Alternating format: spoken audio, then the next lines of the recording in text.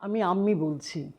আমি তোমাদের আজকে মিসেস বসুন্ধরা মুখার্জির সঙ্গে আলাপ করিয়ে দিচ্ছি। তোমরা তাকে জানো, সবাই চেনো তাকে, কারণ যারা আমার আগের ভিডিওগুলো দেখেছো, আম্মির পাঠশালা দেখেছো, তারা তাকে আগেও দেখেছো। তোমরা জানো যে তিনি একজন নামী স্কুলের আইসিএসসি এবং আইএসসি দুটোরই উনি এক্সামিনার ছিলেন। তো উনি তোমাদের একটুখানি বলবেন, একটু টিপস বলো, সাজেশন, ঠিক সাজেশন বলবো না, একটু টিপস উনি দেবেন আইসিএস এবং আইএসসি প্রত্যেকের জন্যে, যে কিভাবে কি লিখতে হবে। এবং ওনার টিপসটা মূলত হচ্ছে সেকশন এর ওপরে। তার কারণ হচ্ছে লেখার সময় সেকশন এতেই বেশিরভাগ, ওগুলো তো আননোন জায়গা, সেগুলো তোমরা কিভাবে লিখবে, কি লিখবে, সেটা নিয়ে উনি তোমাদের একটু বলে দিচ্ছেন। তোমরা একটু মন দিয়ে শোনো ওনার কথাগুলো।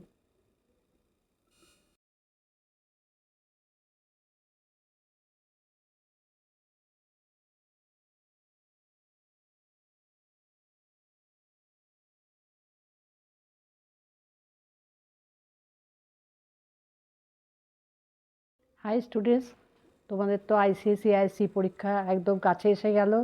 এবার তো তোমরা মোটামুটি প্রিপেয়ার হয়েই গেছো। তাও লাস্ট মিনিটে আমি কিছুটা সাজেশন দিচ্ছি তোমাদের। যেমন তোমাদের দুটো ভাগ আছে, একটা ক বিভাগ, একটা খ বিভাগ। তোমরা জানো, তোমরা তো আইসিএসসি দিয়ে এসছো, সুতরাং খ বিভাগে সমস্ত লিটারেচারের 4টে বই থাকবে, আর ক বিভাগে তোমাদের প্রবন্ধ, বোধ পরীক্ষণ এবং ব্যাকরণ থাকবে।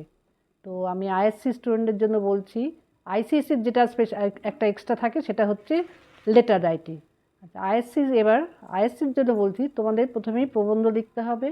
প্রবন্ধটা তোমরা প্রত্যেকটা ছাত্রছাত্রীকে লেখার সময় কয়েকটা কথা মনে রাখবে। একটা হচ্ছে, তোমার বক্তব্য যেন অত্যন্ত সহজ এবং সরল হয়। তারপর হচ্ছে, প্রবন্ধের বিষয়ের বাইরে কিছু লিখবে না। তারপরে সাধু চলিত ভাষার মিশ্রণ করবে না, একই ঘটনার বারবার লিখতে থাকবে না। আর প্রতিটি আইটেমে মানে বিভিন্ন প্যারাগ্রাফে অন্তত 3টে প্যারাগ্রাফ করবে এবং সেইভাবে লিখবে। আর প্রত্যেকটা ইম্পর্ট্যান্ট যদি কোনো কথা থাকে বা লাইন থাকে সেগুলো বোল্ডলি লিখবে, তাহলে কিন্তু জিনিসটা এক্সামিনারের কাছে একদম ক্লিয়ার আসবে। যতটা পারো বোল্ড, যদি নাও লিখতে পারো হাইলাইট করো, সেটাই যথেষ্ট।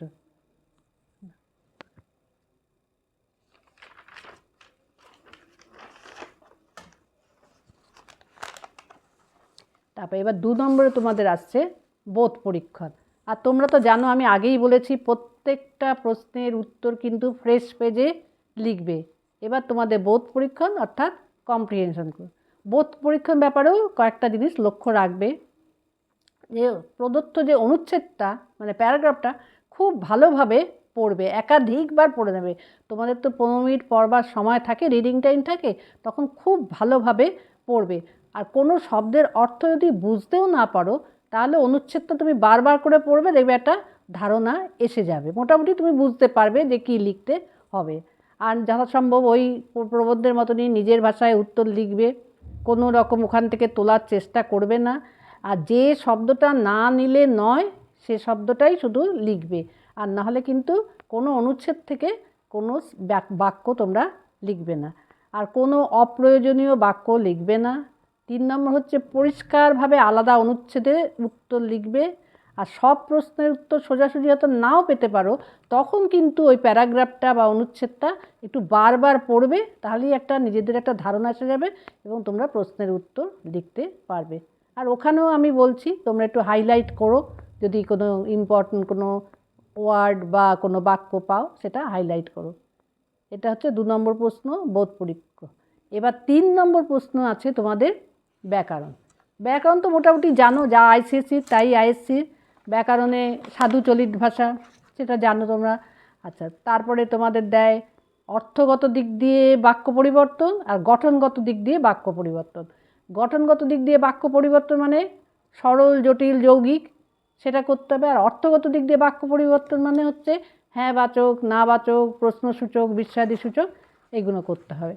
আচ্ছা, তারপরে হচ্ছে একই শব্দে বিভিন্ন অর্থে প্রয়োগ থাকে। আর একটা থাকে তোমাদের বাগধারাটা, তোমরা ফিল ইন দি গ্যাপস হিসাবেই বেশি আসে, সেই জন্য বাগধারার তোমরা বাক্যগুলো না পড়ে ব্যাকরণ বইয়ে তোমরা অর্থগুলো ভালো করে বুঝো, মানেগুলো পড়ো। তোমরা অন্তত প্রত্যেক দিন 15 মিনিট যদি এই ব্যাকরণের জন্য দাও, তারা কিন্তু ব্যাকরণ সম্বন্ধে তোমাদের কোনো ভয় থাকবে না। কিন্তু 15 মিনিট প্রত্যেক দিন সমস্ত পড়ার শেষে বা শুরুতে তোমরা 15 মিনিট এই ব্যাকরণের এই অংশগুলো পড়ো, এই এক কথায় প্রকাশ করো বা বাগধারা, এগুলো একটু পড়ো। আর তোমরা যদি জানতে চাও বাক্য পরিবর্তন, সরল জটিল যৌগিক তো তোমরা মোটামুটি জানো। সরল মানে সিম্পল, যার একটাই ক্রিয়াপদ থাকবে। জটিল মানে হচ্ছে দুটো একের বেশি ক্রিয়াপদ থাকবে, আর একটা বাক্য আরেকটা বাক্যের উপর নির্ভরশীল। অর্থাৎ যদি কোনো বাক্য বললাম এবং আরেকটা বাক্য যদি না বললাম, তাহলে দেখবে একটা কৌতূহল জাগে যে কী হবে কী হবে। যদি সে এখানে না আসে, উদাহরণস্বরূপ বলতে পারি, যদি সে এখানে না আসে তাহলে কি কথাটা কি কমপ্লিট হলো না, তখনই মনে হবে যে কিছু একটা বাক্য না হলে চলছে না, তাহলে এটা হচ্ছে জটিল। আর যৌগিক তো এবং কিন্তু, যত কনজাংশন তোমরা জানো এবং কিন্তু এগুলো যোগ করলে যৌগিক হয়। এখানেও একাধিক ক্রিয়াপদ থাকে, এটা হলো সরল জটিল যৌগিক। আর তোমরা যেটা বলছি আমি অর্থগত দিক দিয়ে, যেমন হ্যাঁ বা না, হ্যাঁ বাচক থেকে না বাচক বা না বাচক থেকে হ্যাঁ বাচক, এটা শুদ্ধ কি করবে তোমরা, যে কথাটা দেখো সে উদাহরণস্বরূপ আমি বলছি, সে চুপ করিয়া রহিল, বুঝলো তো।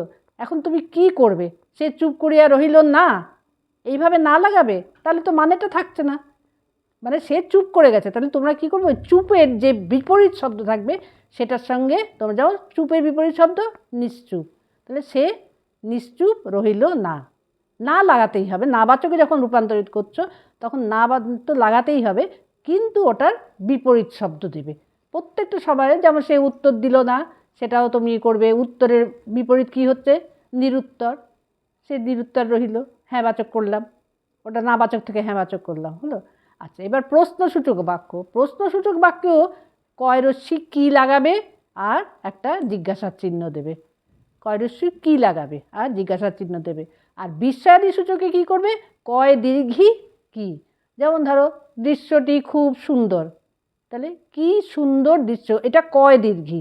প্রশ্নসূচকে কয় রস্যি দেবে আর বিস্ময়াদির দিকে কয় দীর্ঘি দেবে। এবং প্রশ্নসূচকেও তোমরা কিন্তু কয় রস্যি দিয়েও ওই বিপরীত শব্দটা দিতে পারো, বিপরীত যে ক্রিয়াটা ওটা দিলে ঠিক মতন ওটা মানানসই হবে। মোটামুটি এই পর্যন্তই আমার উপদেশ, বা যাই বলো কেন। তো তোমরা চেষ্টা করবে নিশ্চয়ই, আমি আশা করছি তোমরা নিশ্চয়ই ভালো করবে।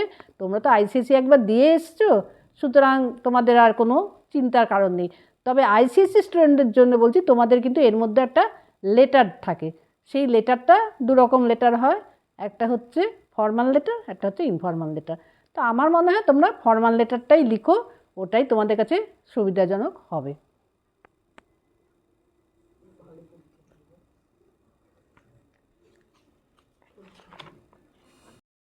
তোমরা ওনার কথা নিশ্চয়ই শুনলে। উনি যেভাবে তোমাদের বললেন, যে আইসিএসসির তাদেরটাও বললেন এবং আইএসসিরও বললেন, তো আমি সেটা বিশদভাবে তোমাদের বলছি না, কিন্তু আমি তোমাদের যেটা বলছি সেটা হচ্ছে, তোমরা সবাই জানো যে সেকশন এই পোর্শনটা তো আননোন থাকে। তো এই পোর্শনটাতে মার্কস তুলতে গেলে তোমাদের একটুখানি ভালোভাবে ভেবে দেখা উচিত যে কোনটা কিভাবে লিখবে না লিখবে। আর সেকশন বিটা যে পোর্শন, সেখানকার যে 40 নম্বর থাকে, আইএসসি স্টুডেন্টদের জানো তোমাদের কিন্তু 3টে বই থেকে লিখতে হয়। অর্থাৎ একটা তোমাদের গদ্য যেটা আছে, একটা পদ্য, আর একটা তোমাদের কোনি বা মুকুট, এই দুটোর থেকে যে কোনো একটা বই থেকে লিখতে হয়। এবার যার যার স্কুলে যেটা পড়ায়, কারোর স্কুলে কোনি পড়ায়, কারোর স্কুলে মুকুট পড়ায়, সুতরাং সেখান থেকে কিন্তু তোমাদের একটা কোয়েশ্চেন লিখতেই হবে, অর্থাৎ 3টে বই থেকে লিখতে হবে। ইচ্ছে করলে তুমি দুটো গদ্য থেকে নিতে পারো, মানে যেটা ওই প্রবন্ধ সংকলন সেখান থেকে নিতে পারো, একটা কবিতার থেকে নিতে পারো, আর একটা তোমাদের যে উপন্যাস যেটা আছে, উপন্যাস বা নাটক যেটাই বলো না কেন, মুকুট বা কোনি, এর থেকে একটা লিখবে, ঠিক আছে। আবার অল্টারনেটিভলি ঘুরিয়েও লিখতে পারো। মোটমাট 4টে তোমাদের ওখান থেকে লিখতে হবে। 4টের জন্যে 4x10 এই নম্বরটা দেওয়া থাকে। তাহলে এটা কিন্তু পুরোটাই তোমাদের সিন, এবং মোটামুটিভাবে স্টক কোয়েশ্চেনই আসে। এবং কিভাবে আসে সেটাও জানো, যে গত বছরে যেগুলো এসে গেছে মোটামুটি সেই 3টেকে তোমরা মানে বাদই রাখতে পারো। আমার বক্তব্য হচ্ছে সেগুলো জাস্ট ওপর যদি পড়ে যাও সেটাতেও হবে। আর বাদবাকি যে 7টা আছে সেই 7টাকে তোমরা ভালোভাবে পড়ে যাবে, অর্থাৎ 7টা গদ্য এবং 7টা পদ্য তোমরা ভালোভাবে পড়ে যাবে। আর কোনি বলো অথবা মুকুট বলো, তার যেটাই আসুক, যদি কোনো চরিত্র এসে থাকে তাহলে সেই চরিত্রটাকে তোমরা বাদ দিতে পারো, কিন্তু আর বাদ বাকি কিন্তু তোমাদের পুরোটাই পড়তে হবে। কারণ সবচাইতে বড় কথা হচ্ছে ওখানেও কিন্তু তোমাদের লাইন তুলে লিখতে বলে। এবার লাইনটা কোথার থেকে তুললো তোমরা হয়তো পুরোটাই জানো, কিন্তু লাইনটা ঠিক কোথার থেকে তুললো সেই ব্যাপারটা জানার জন্য তোমাদের কিন্তু পুরো বইটাকে বারবার রিডিং দিতে হবে। আমি তোমাদের একটা কথা বলছি, আমি সেকশন বিটা নিয়ে প্রথম আলোচনা করছি, একটা কথা তোমাদের বলছি যে তোমরা যতটুকু সময় পাও, যখন তোমাদের পড়তে ভালো লাগছে না তখন তোমরা কিন্তু অবশ্যই যে কোনো একটা গল্প হোক অথবা যে কোনো একটা কবিতা হোক অথবা কোনি বা মুকুট, যে কোনো একটা কিছু হোক, তার না চ্যাপ্টারটা তোমরা পুরোটা একবার জাস্ট রিডিং করো এবং খুব ভালো করে খেয়াল রেখো যে এর মধ্যে থেকে কোন জায়গাটা ইম্পর্টেন্ট হতে পারে। প্রয়োজনে তোমরা সেখানে আন্ডারলাইন করো, বইয়ে আন্ডারলাইন করে রাখতে পারো, পেন্সিল দিয়ে মার্ক করে রাখতে পারো, অর্থাৎ সেই জায়গাটা আসতে পারে। তো এইভাবে যদি তোমরা প্রত্যেক দিন যদি দেখো 7 7 14টা, আর ওদিকে তোমার কোনি হলে তার বোধহয় 14টা না কটা চ্যাপ্টার হলে, মুকুটেরও অল্প কিছু চ্যাপ্টার আছে, যেটা যা হবে। তো এটা তোমাদের কিন্তু এখনও যা সময় আছে, তোমরা কিন্তু যদি ইচ্ছে করো প্রত্যেক দিন একটুখানি পড়ে দেখলে কিন্তু আমার মনে হয় ভালো হবে। তাহলে তোমরা এই পার্টে 40-এর মধ্যে অনেকটাই নম্বর টেনে নিতে পারবে। আর যে প্রসঙ্গটা মিসেস মুখার্জি তোমাদের আলোচনা করলেন সেই প্রসঙ্গে বলি, তোমরা জানো আইসিএসসি স্টুডেন্টদের ক্ষেত্রে আমি বলছি তোমাদের এসে আছে, এসের সঙ্গে তোমাদের লেটার আছে, লেটারের সঙ্গে কম্প্রিহেনশন আছে এবং গ্রামার আছে। আর আইএসসি স্টুডেন্ট তোমাদের কিন্তু লেটারটা নেই, তো তোমাদের আছে এসে আছে, কম্প্রিহেনশন আছে এবং গ্রামার আছে। তো গ্রামারের ক্ষেত্রে এখন যেটা দিচ্ছে, এখন সেটা generally fill in the gaps দিচ্ছে। তো ফিল ইন দ্য গ্যাপস দিলে তোমাদের কী কাজ, তোমরা ধরো যেটাই আসুক না কেন সেইটার মানেটা কি, তোমাদের এখন দরকার হচ্ছে মানেটা কি সেটা বুঝে নেওয়া। আদারওয়াইজ যে প্রভাবগুলো যেগুলো তোমাদের দেয়া হয় ওই বাগধারা টাগধারা, এগুলো কিন্তু যদি একটু ভালো করে যদি মানেটা তোমরা জেনে নাও তাহলে তোমরা অ্যাপ্লাই করতে পারবে, অর্থাৎ শূন্যস্থানে কী বসবে সেটা অ্যাপ্লাই করতে খুব একটা অসুবিধা হবে না। আর আইসিএসসি স্টুডেন্টদের বলছি তোমরা লেটারটা চেষ্টা করো ফর্মাল লেটারটা লিখতে, ফর্মাল লেটারে কিন্তু অনেকটা নম্বর বেশি পাওয়া যায়, এটা মাথায় রেখো। কারণ তার যেটা বিষয়বস্তু সেটা তার ওপরই চলে, তোমাদের উল্টোপাল্টা কিছু লেখার দরকারও পড়ে না।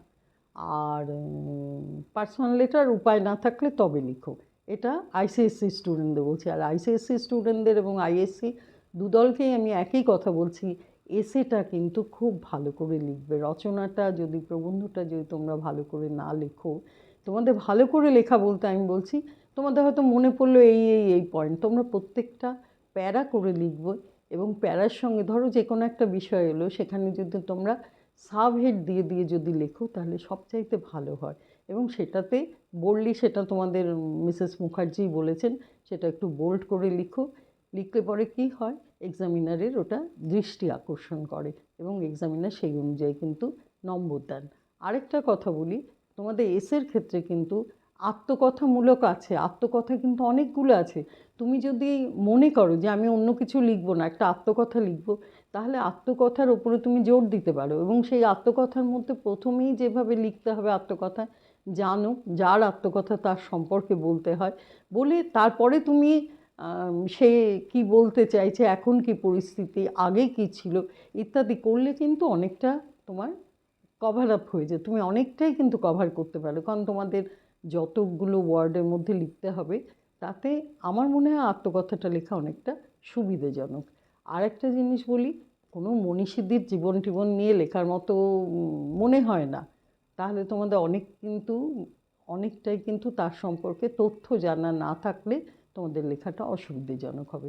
আরেকটা লিখতে পারো যেগুলো ওই যে বলা হয় যে একদিন মেঘলা দুপুরের অভিজ্ঞতা অমুক তমুক, অর্থাৎ একদিনের ব্যাপার যেগুলো থাকে সেগুলো তোমরা লিখতেই পারো। অথবা বিজ্ঞানধর্মী বা এইসব কিছু, বিজ্ঞান আশীর্বাদ না অভিশাপ, বা এখনকার যেগুলো, তোমরা যদি একটু পেপারটা ভালো করে দেখো তাহলে বুঝতে পারবে এখনকার যা আসছে, যে তথ্যগুলো নিয়ে আলোচনা হয় আমাদের খবরের কাগজে বলো বা সোশ্যাল মিডিয়ায় বলো, সেইগুলো তোমাদের যদি মাথায় একটু থাকে তাহলে তোমরা সেগুলো নিয়েও আলোচনা করতে পারো।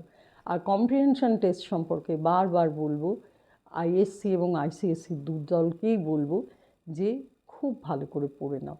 যদি তোমরা খুব ভালো করে পড়ে নাও তাহলে কিন্তু তোমাদের এতটুকু বুঝতে অসুবিধা হবে না।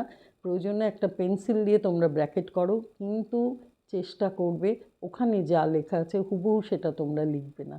তোমরা ওখানে যেটা লেখা আছে সেটাকেই তোমাদের ভাষায় তোমরা লিখবে, আর কথ্য ভাষায় লিখবে। ওখানে যেভাবে লেখা আছে সেইভাবে না লিখে তুমি একটু তোমার মতো করে লিখো, তাহলে কিন্তু অনেকটা নম্বর পাবে। আর আইএসসিতে ইদানিং যেটা হয়েছে সেটা একটা কোয়েশ্চেনে আছে, সেখানে বোধহয় 1 নম্বর করে দেওয়ার একটা ব্যাপার আছে, 5 না 6 নম্বর এরম থাকে। সেই 1 নম্বর যেগুলো দেয়া আছে সেগুলো কিন্তু ভুল করো না, তাহলে ওখানে কিন্তু 5-এ 5ই তোমরা পেয়ে যাবে। আর বাদবাকিগুলো যেমন আছে তোমাদের বললাম, গ্রামারটাও বলে দিলাম। তো এইভাবে চেষ্টা করো তোমরা। আমার মনে হয় সময় আছে, না পারার মতো কিচ্ছু নেই। তোমরা ভালো করে এখন থেকে একটুখানি মন দিয়ে পড়ো, আর প্রত্যেক দিন বাংলাটাকে একটা সাইডে রেখে তোমরা পড়তে থাকো, তাহলে খুব একটা অসুবিধা হবে না। আশা করি তোমাদের পরীক্ষাও ভালো হবে, তোমরা ভালোভাবে পরীক্ষার প্রিপারেশনটা নিয়ে নাও। ঠিক আছে, আজকে এই পর্যন্ত। ভালো থেকো তোমরা।